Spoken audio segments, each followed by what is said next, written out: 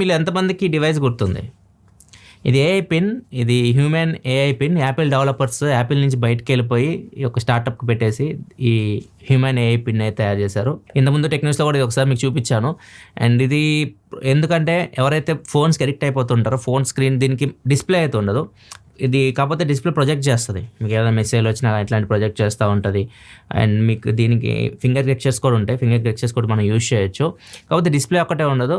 AI దీన్ని implement చేస్తారు. మీరు ఏదైనా ఏఐని అడగొచ్చు. ఇట్లా టచ్ చేసి ఏఐని అడిగితే అది సమాధానం కూడా చెప్తూ ఉంటుంది. ఏమన్నా మీకు కావాలి అని ప్రొజెక్ట్ చేసి చూపిస్తూ ఉంటుంది చేతి మీద.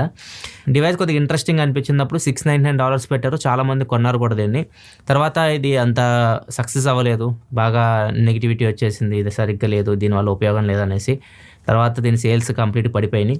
సో వీళ్ళు కంపెనీని అమ్మకానికి పెట్టేశారు. కంపెనీని ఫస్ట్లో వీళ్ళు అమ్మకాన్ని పెట్టింది దగ్గర $750 million పెట్టారు. కాకపోతే ఇప్పుడు వీళ్ళు కంపెనీని అమ్మేశారు. అమ్మింది వచ్చేసరికి $116 million హెచ్పి ఈ కంపెనీ అయితే కొనుక్కుంది.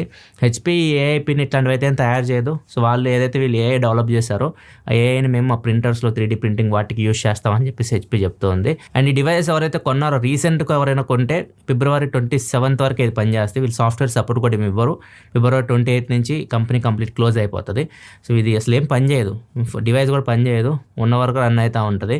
సో చాలామందికి ఎవరైతే రీసెంట్గా 3 నెలల క్రితం కొన్నారో వాళ్ళందరికైతే వీళ్ళు డబ్బులు రిటర్న్ ఇచ్చేస్తామని చెప్తున్నారు.